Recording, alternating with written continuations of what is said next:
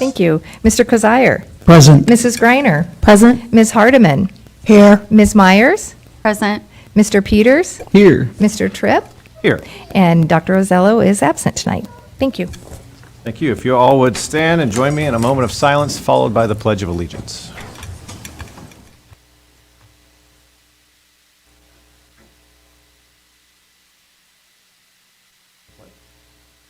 I pledge allegiance to the flag of the United States of America and to the republic for which it stands, one nation, under God, indivisible, with liberty and justice for all.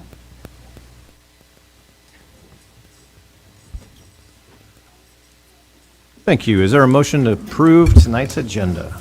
I move to approve our agenda as published. Second. Thank you. Motion is second. Any discussion on our agenda? Seeing as there is none, all in favor, aye. Aye. Those opposed, same sign. Motion carries. Agenda is approved. Next, we have approval of the minutes from work session and workshop meetings of October 14, 2025. Is there a motion? I move that the minutes from the work session and workshop meetings of October 14th, 2025 be approved as presented. Thank you. Second. Motion and a second. Any discussion regarding the minutes? Seeing as there is none, all those in favor, aye. Aye. Aye. Opposed, same sign. Motion carries. The minutes are approved. This brings us to our public participation. This is an opportunity for members of the public to address the board regarding agenda items or any other matters of concern. Anyone out there would like to come to the podium and address the board tonight? Seeing as there is none, we will move on to our superintendent's report. Dr. Murillo. Thank you, Mr. Tripp. At this time, I'd like to invite Ms. Comine to the podium. We have some special students here this evening we want to recognize. And then following Ms. Comine will be Ms. Foster, who will be honoring staff members of the month. So Ms. Comine, the floor is yours.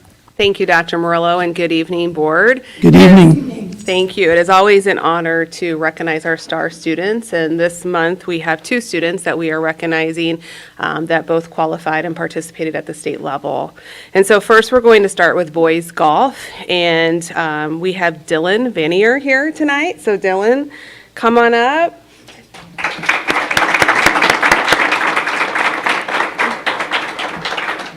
And also with Dylan tonight, Coach Dittmer is also here. So Coach Dittmer, if you'd like to come down as well.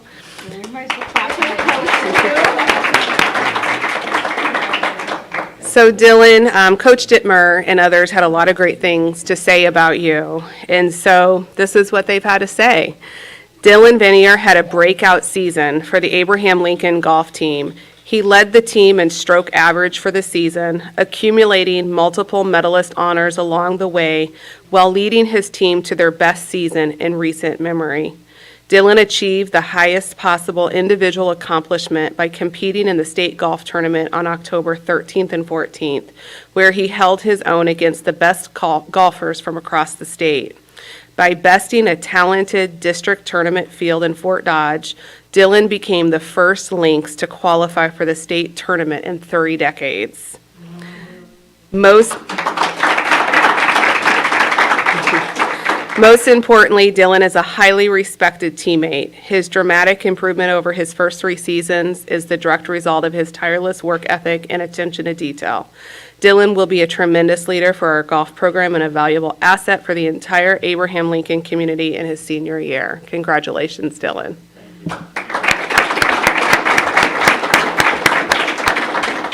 Did you get pictures? He's going to take pictures of you. Next, we are recognizing somebody for girls tennis, and that is Tori Hansen.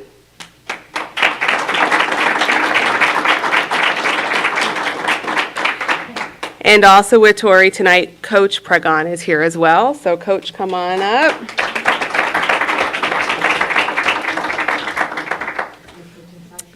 And Tori also had an outstanding season, and many people had great things to say about you, including your coach. So Tori Hansen has been the top singles player for Abraham Lincoln High School since her freshman year. She played number one singles both as a freshman and sophomore, posting nearly undefeated records each season. In 2 seasons, she has never lost a conference match in singles. At the MRC Conference Tournament, she was the conference singles champion in the spring before also capturing the conference doubles title this fall. Tori has won back-to-back city championships at both number one singles and number one doubles positions. This fall, she became the first sophomore from Abraham Lincoln in over 30 years and possibly ever to qualify for the Class 2A state tournament. She played 3 amazing matches at state and is looking forward to making another trip back next season. She is a relentless competitor, an enthusiastic team leader, and a tireless worker. She has been absolutely dominant in this region and continues to raise the standard for links tennis. Congratulations, Tori.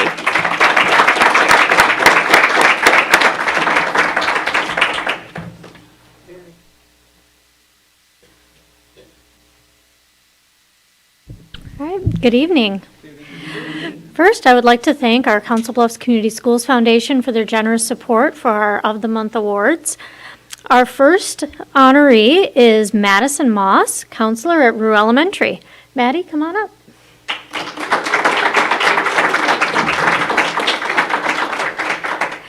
Maddie has had a tremendous impact as the counselor at Rue. She makes every student feel welcomed, heard, and valued. She teaches students valuable skills for their social and emotional health, both within her classes and also in individualized small groups.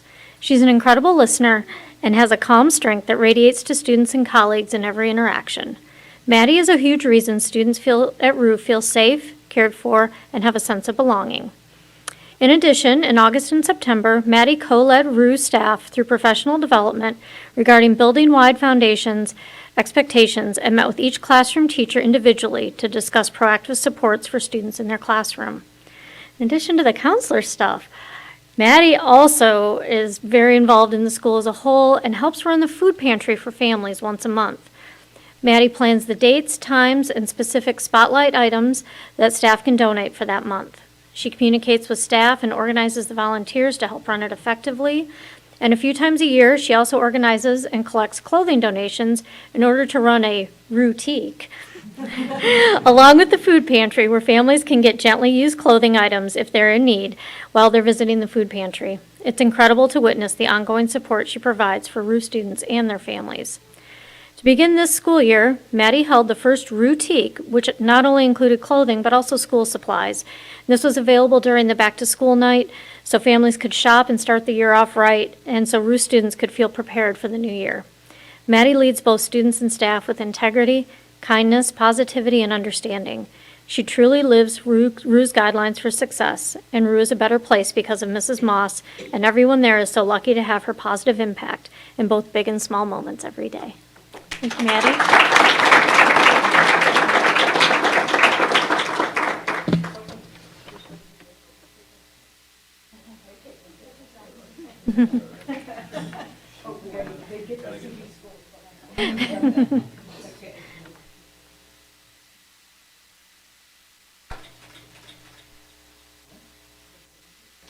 All right, thanks, Maddie.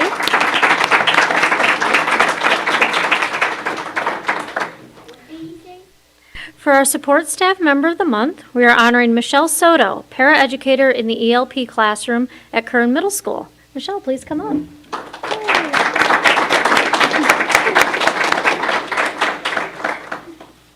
Michelle is a dedicated paraeducator who consistently goes above and beyond for both students and staff.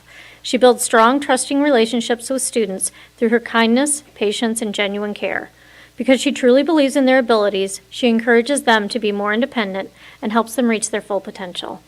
Michelle is always thinking about how to keep students engaged and successful. She looks for ways to bring out the best work and creates opportunities for them to experience success. Her positive influence not only supports student achievement, but also fosters confidence and growth that will serve them well beyond the classroom. As a team member, Michelle is dependable, collaborative, and quick to step in whenever she is needed. Even during challenging times, such as when we've been short-staffed, she takes on extra responsibilities with grace and positive attitude.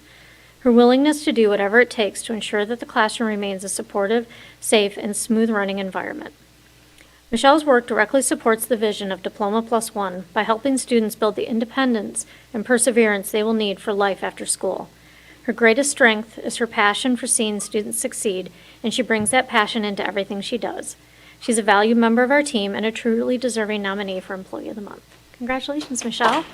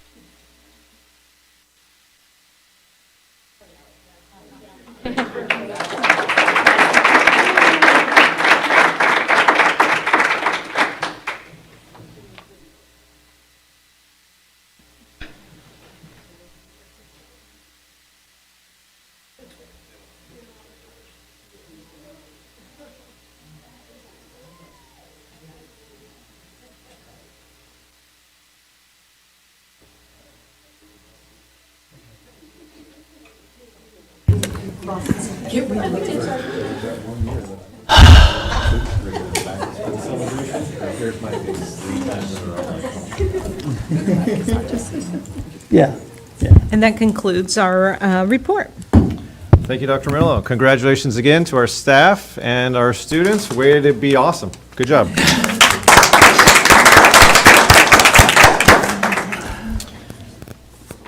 Okay, that brings us to a discussion this evening with the board. We have an upcoming meeting in November 11th after elections. And one of the things that we do at that time is elect our officers for the year.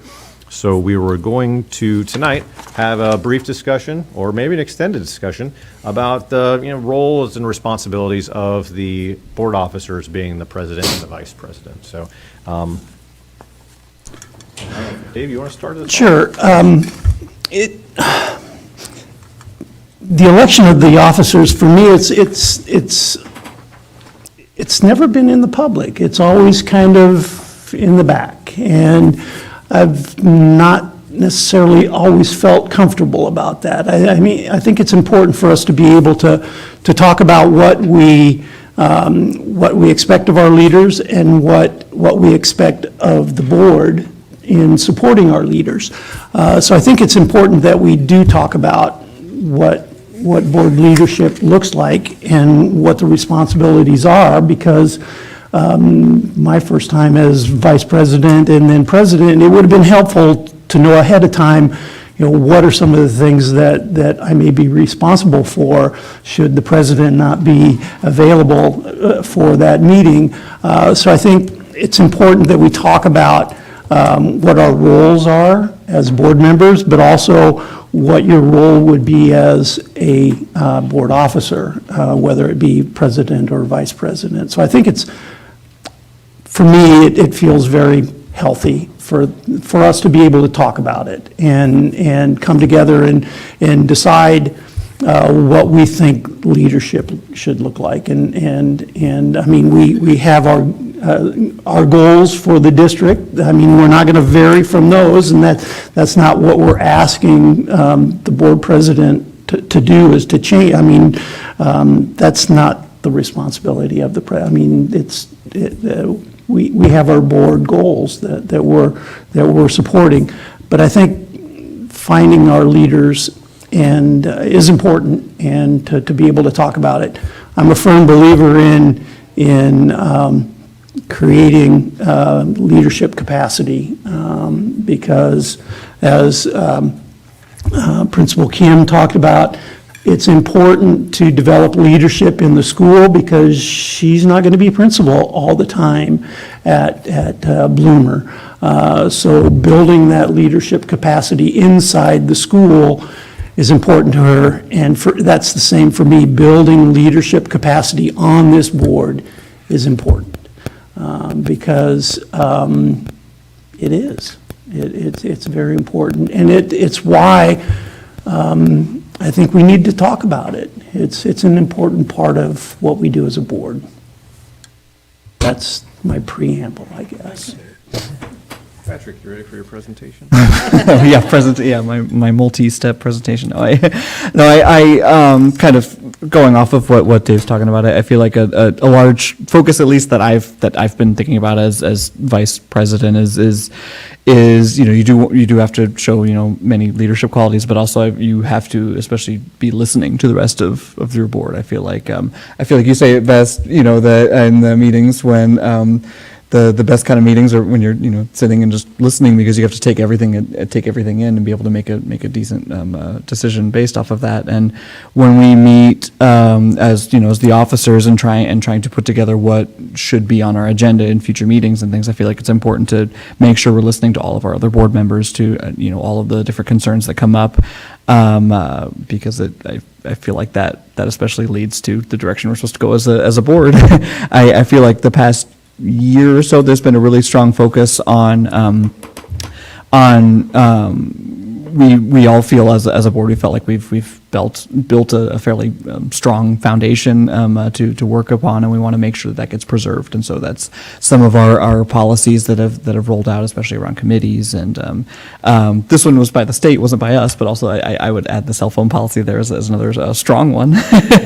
But I really feel like that's a solid direction for the board to be pushing, is to be focusing on how do we preserve this foundation that we've built. And when I say preserve, I don't mean preserving the members on the board, but preserving the focus and the direction that we have. And I feel like that's especially important.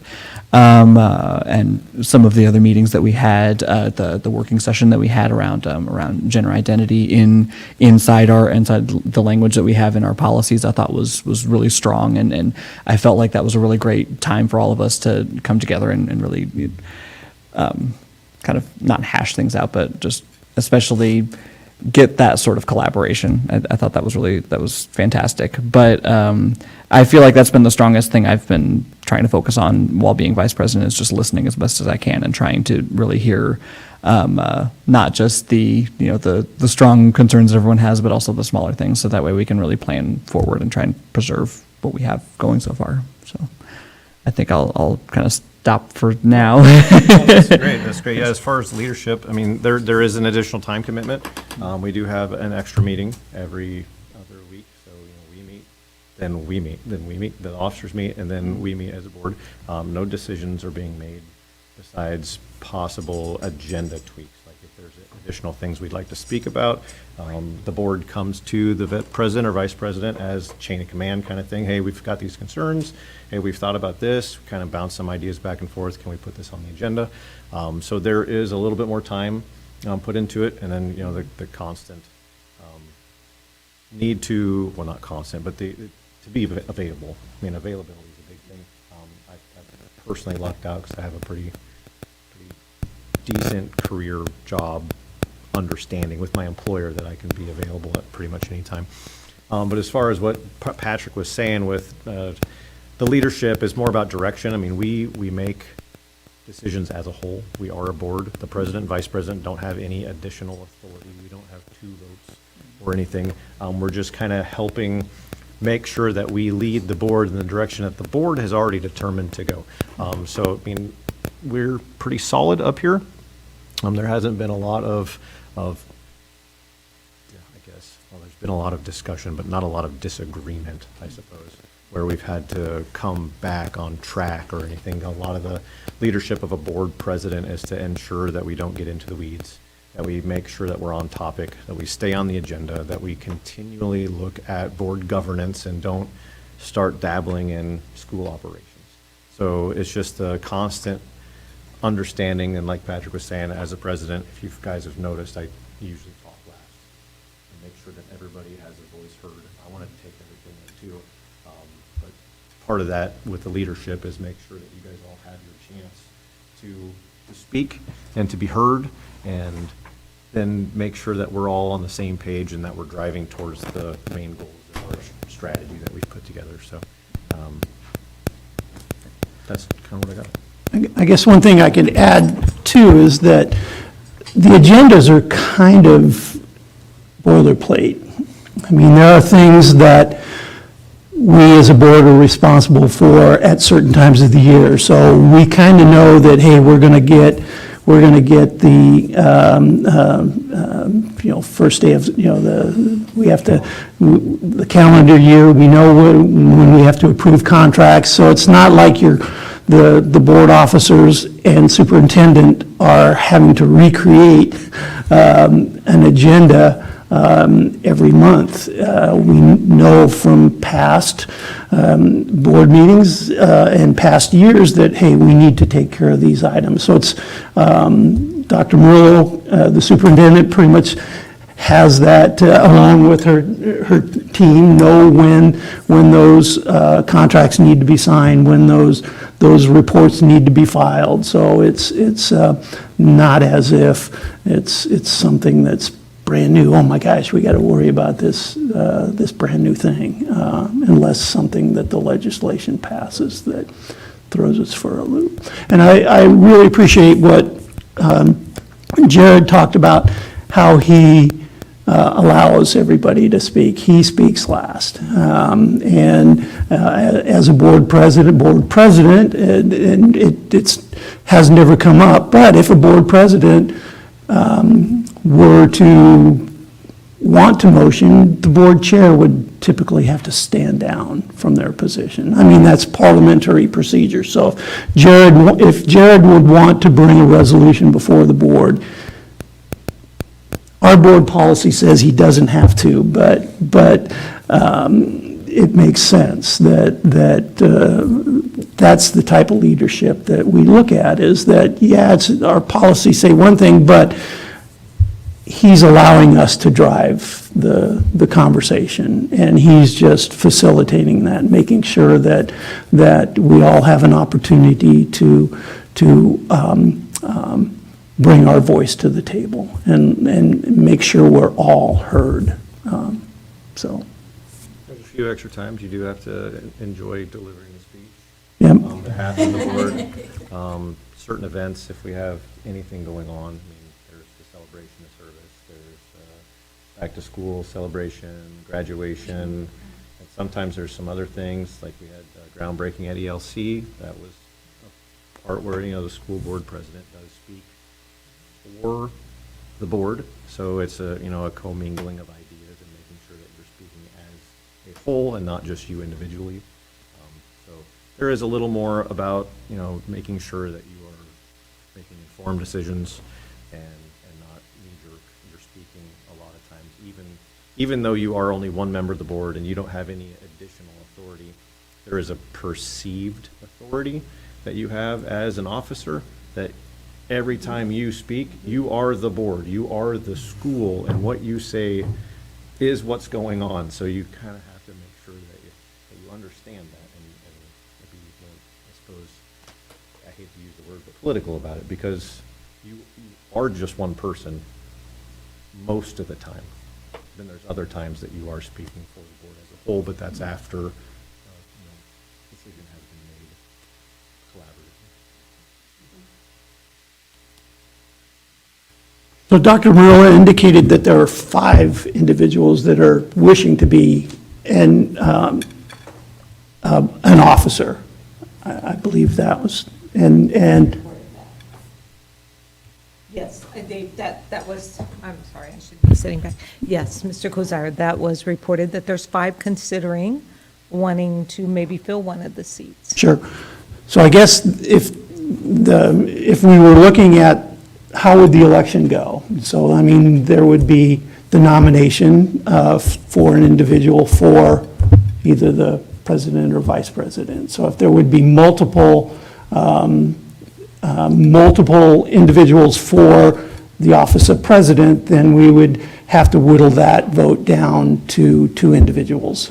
So if it were 4 or 3, then the top 2 vote with the highest tally would then move to the next voting. And normally, we don't have to, how have we done? We haven't ever had, it's been a paper ballot in We haven't gotten to that far. Right, but I mean, that would be the process. If there's multiple individuals, then it may have to come down to a paper ballot. But the final vote would have to be a voice vote, I believe.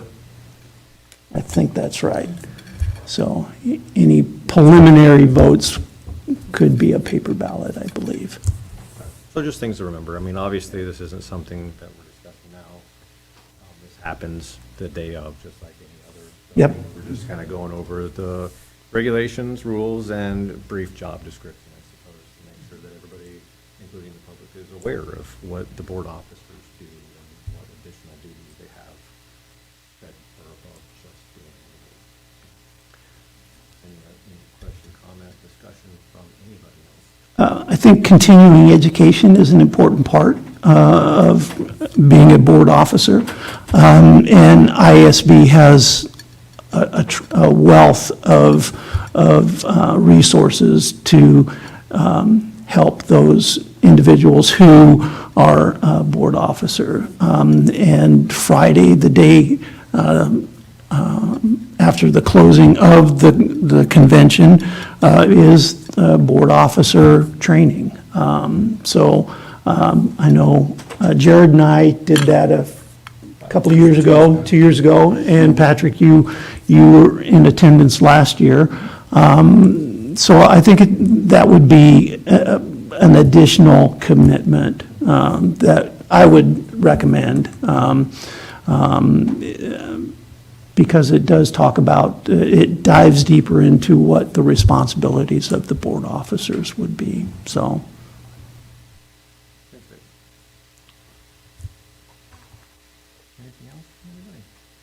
Thank you for doing this. This was nice to hear the baseline, to hear your side of what your job is amongst us.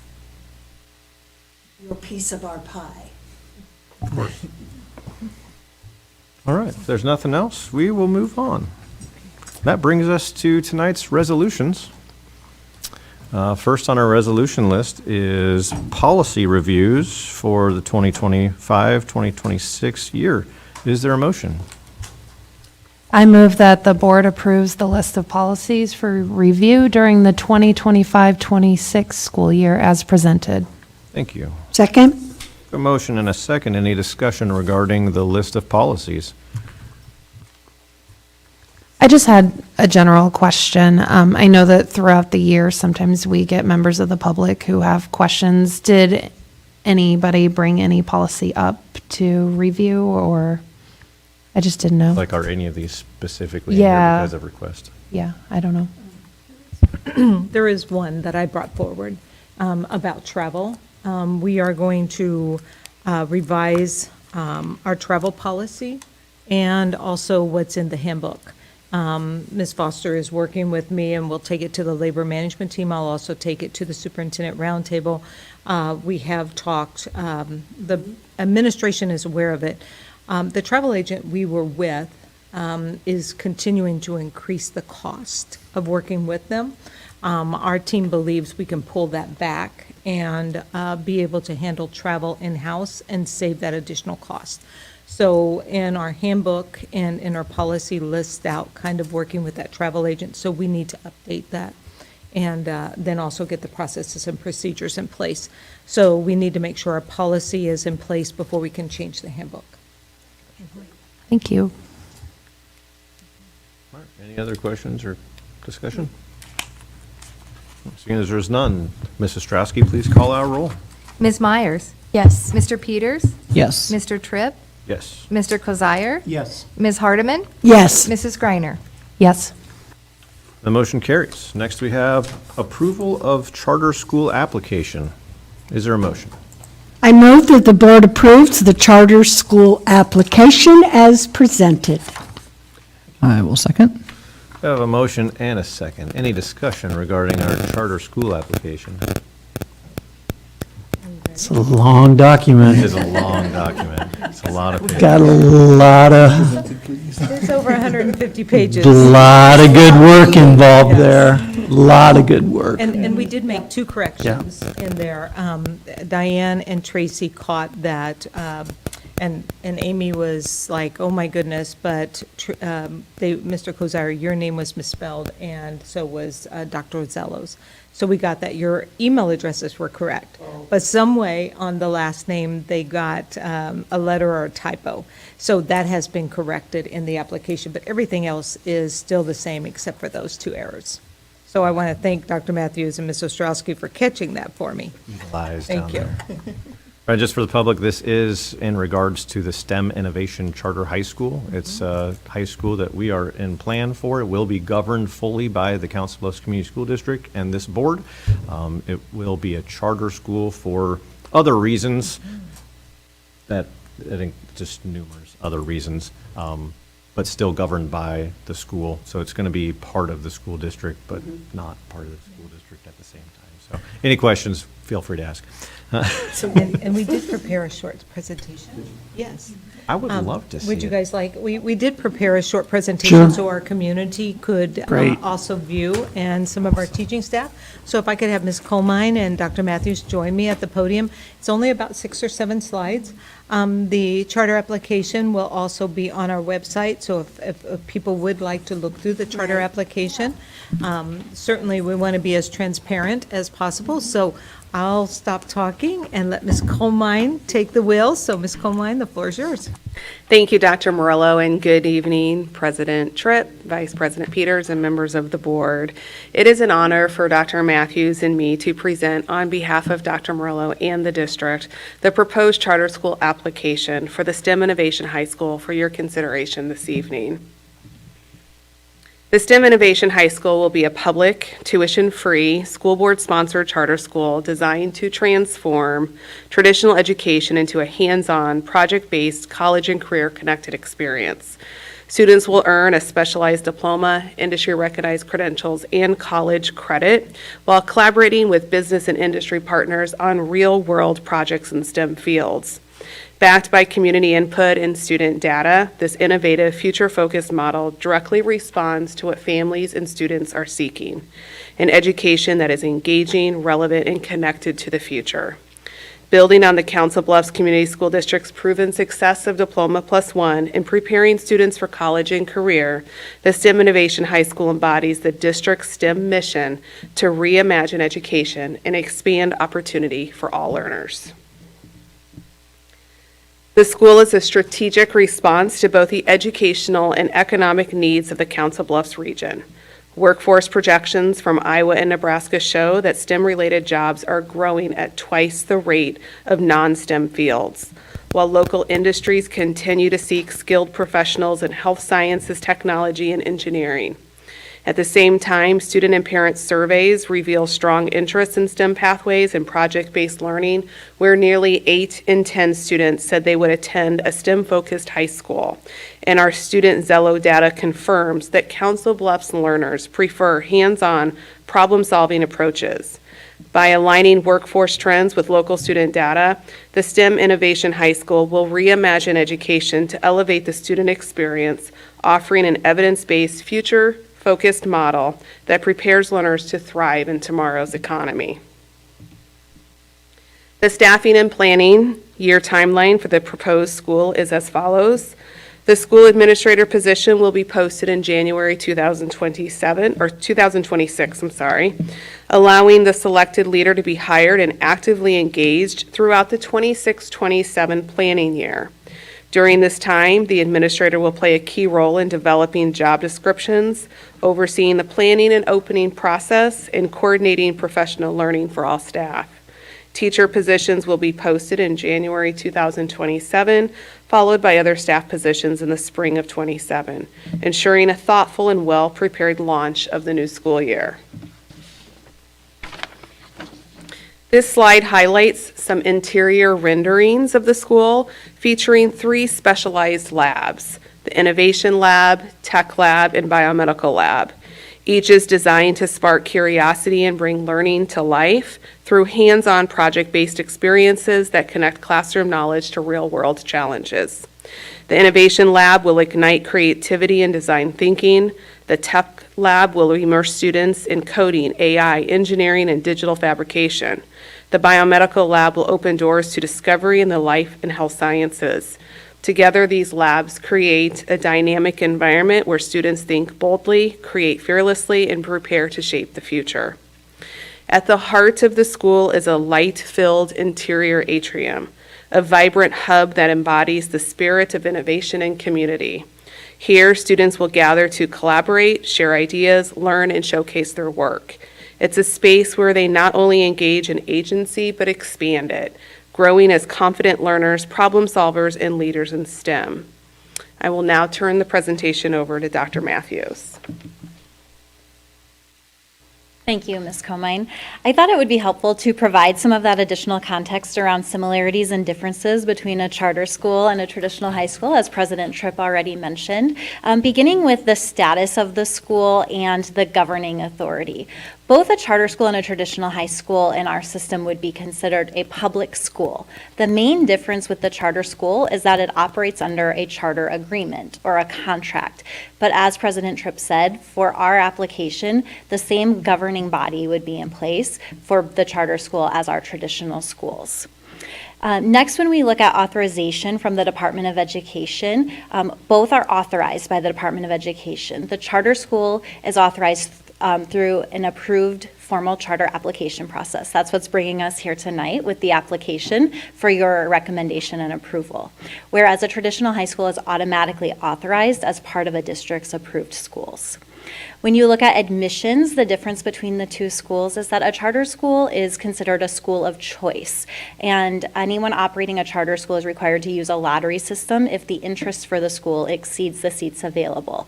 Whereas a traditional high school, we have to accommodate our population. It's open to any resident within our district boundaries. For the curriculum and standards piece, this is really a key to why we are pursuing the charter school route, getting at some of the ideas Ms. Comine also talked about. We really need that flexibility in curriculum design, instructional model, and schedule. We are still required to meet state standards at a charter school, but you can do it in a more unique way through a charter school. There are additional waiver opportunities that are laid out in the application process that allow for that creativity to have interdisciplinary learning and still meet those state standards and graduation requirements, whereas a traditional high school must follow a more traditional pathway to those Iowa academic standards using district-approved curriculum. And then finally, extracurricular activities. A charter school may offer its own co- and extracurricular activities, and we do intend to have some of those co-curriculars at the charter school that would directly connect to our curriculum and our pathways. Anything that isn't offered at the charter school, the students are allowed to participate in their resident districts programs when there's an agreement with that resident district. For the traditional high school, of course, there's full access to all of the co- and extracurricular programs offered at the school. So talking a little bit about the academic program, I did want to highlight another rendering of a possible innovation space here, which would be a robotics lab. Really, the academic programming is going to be very innovative. A project-based learning model, really focusing on real-world problems, partnering with industry, getting that real-world learning, work-based learning opportunities. I referenced interdisciplinary projects, really focusing on competency-based mastery to show demonstration of those standards being met, even having overlap in our different pathways. So really connecting learning in math and ELA and science to these different pathways instead of having everything be standalone. The three pathways we are exploring and pursuing for the STEM Innovation High School are engineering, biomedical science, and pathways in technology. Again, this is a great fit based on the survey results, the interests and needs of our community and our students, so we're very excited about these different opportunities. We know that there is going to be possible overlap between these three pathways too, which is really exciting. There could be a lot of engineering opportunities that connect with our pathways in technology and really getting students connected with each other. And we will utilize the planning year Ms. Comine referenced to really engage a work group that will include key stakeholders to fully select and develop the curriculum aligned to these pathways. And that is also laid out in our application process. So that brings us to our timeline. Tonight, we are here, of course, seeking board approval of the application. If approved, we would need to submit that application prior to November 3rd, so we would like to do that yet this week. And then on November 24th, we would have an interview with the charter school team. That is a Department of Education team that comes in, asks any clarifying questions they have after their initial review of the application. And then that same evening on November 24th, we would hold a public forum at the Anne E. Nelson Early Learning Center, and the public is invited to attend that to learn more about the charter school, about the application, and to answer any questions, and that will be at 5:30 p.m. that evening. And with that, I would invite any further discussion you have.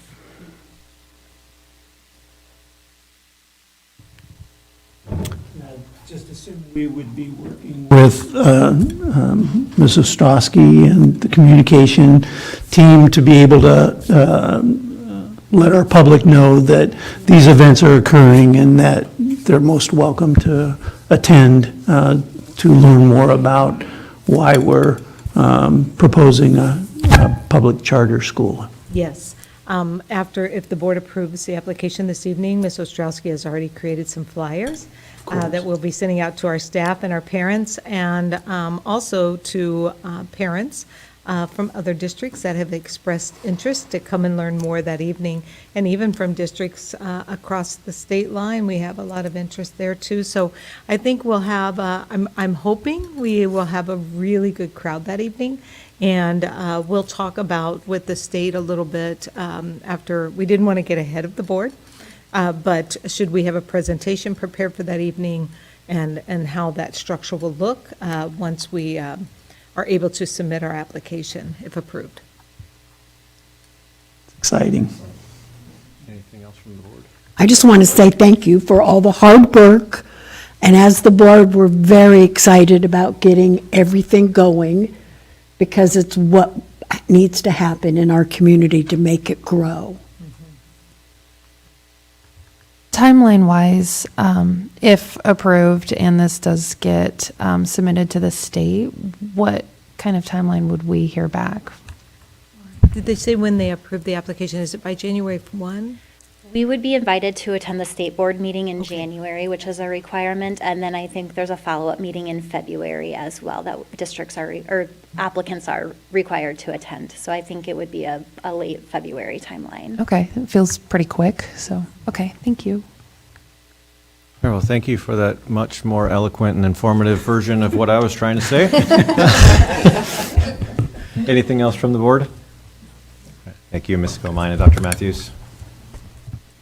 Okay, any other discussion regarding the approval of the charter school application? Mrs. Strowski, please call our roll. Mrs. Greiner, Yes. Mr. Kozier, Yes. Mr. Tripp, Yes. Ms. Myers, Yes. Mr. Peters, Yes. Ms. Hardeman. Yes. And the motion is approved. Sorry, I just want to celebrate that for a second. Yeah, Yay. One more step. Council Bluffs, always leading the way. that's right. Cutting edge, leading edge.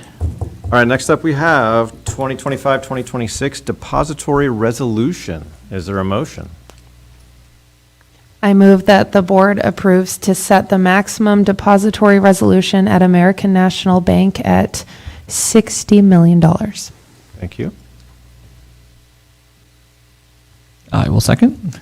A motion and a second. Dr. Murillo, could you give us some background on this? The school districts, according to state statute, is required to have a resolution stating the maximum deposit that will be on hand at the district's, banking systems, and on any day. And so it is something that we do annually. We bring this before the board, we have it approved, and then to ensure that we're meeting and transparent about what would be the maximum. And then we also would be transparent upon the district will use the American National Bank for daily operations and transactions. Hardeman? I'm excited that I get to vote on this year because I am retired from American National Bank. So it makes total sense and the value's there and we know we can get to it anytime we want to. So Is- go ahead. Oh, sorry. Is this the same amount from last year? I don't remember. Okay, thank you. It's kind of the standard that every district use. We don't always have that type of dollars on hand, but it is the maximum we could have on hand. So if at some point we ended up with more, it would get swept? We'd move it somewhere else. Excellent. And I presume that there's never even close to that, as we would want it in some kind of That's correct. interest-earning That is correct. vehicle of some kind. More than that, we'll get excited. Yes. Understood. Anything further from the board? Mrs. Straussky, please call our roll. Ms. Hardeman? Yes. Ms. Myers? Yes. Mr. Tripp? Yes. Mr. Kozire? Yes. Mr. Peters? Yes. Mrs. Greiner? Yes. The motion carries. Next up, we have early notification incentive. Is there a motion? I move that the board approve the 25-26 early notification incentive as presented. Thank you. Second? A motion and a second. Any discussion? Would we want a brief explanation just for the public? Yeah, very quick. This is, we've done this almost every year since I've been here, and really the purpose of this is not to encourage people to retire or to leave, but it does help if we have staff members that know they're moving at the end of the school year, or they're going to change positions, or they're maybe planning to apply in a different district. If they give us the earlier the notification, the earlier Ms. Foster and her team can begin to pursue those positions. And so it just gives us an early count. It's not always the end, but it does get us down that road toward seeing how many plan not to return in the fall. And that money comes out of the management That is fund. correct. Yes. Excellent. Any further discussion? Mrs. Straussky, please call our roll. Ms. Myers? Yes. Mr. Peters? Yes. Mr. Tripp? Yes. Mr. Kozire? Yes. Mrs. Greiner? Yes. Ms. Hardeman? Yes. The motion carries. Our last resolution for this evening is approval of contract for grant support provider. Is there a motion? I move that the board approves the contract with Impact EDU as presented. Thank you. Second? Motion and a second. Better have some background on this one. Yeah, and I'll see if I can hit the high points, and if I miss anything, Dr. Matthews can join us. This is really the contract. You may have seen that we had a little shout out in the paper today, receiving the grant for the state, and this is allowing us then to use the dollars that are coming through that grant to contract with this, I don't want to call them a vendor, but this organization that's really going to help us with the literacy and evaluating. You've heard Dr. Matthews talk about assessing the work that we've been doing to see if we can make good better. And so this is the contract and who Dr. Matthews and her team has selected to use our grant dollars for. So really excited about being one of the many school districts that receive funding for this, and excited to see the work to begin. Comment or discussion from the board? Congratulations on the grant. Way to go. Great. Way to go, Dr. Matthews. All right, Mrs. Straussky, please call our roll. Mr. Kozire? Yes. Ms. Myers? Yes. Ms. Hardeman? Yes. Mr. Tripp? Yes. Mr. Peters? Yes. Mrs. Greiner? Yes. And the motion carries. Next, we have our consent agenda. Items on our consent agenda today include special education contract with Prime Home DDS, special education contract with Westside Community Schools, special education contract with Clarinda Correctional Facility, a special education contract with Mason City Community Schools, special education contract with Alpha Schools, our personnel agenda and disbursements for September of 2025. Is there a motion for our consent agenda? I move that the board approves the consent agenda as presented. Thank you. Second. A motion and a second. Any discussion regarding consent agenda items? I just want to point out with the special ed contracts, just a comment to Lori and her team. I know we see them a lot, and sometimes we may kind of overlook all the great work that her and her team does. So particularly with that being the bulk of the consent agenda, I just wanted to highlight that for everyone. Thank you. Thank you. Anything further from the board? Mrs. Strowski, please call our roll. Mr. Peters? Yes. Ms. Hardeman? Yes. Ms. Myers? Yes. Mr. Tripp? Yes. Mr. Kozire? Yes. Mrs. Griner? Yes. And the motion carries. And that concludes our meeting for this evening. We are adjourned.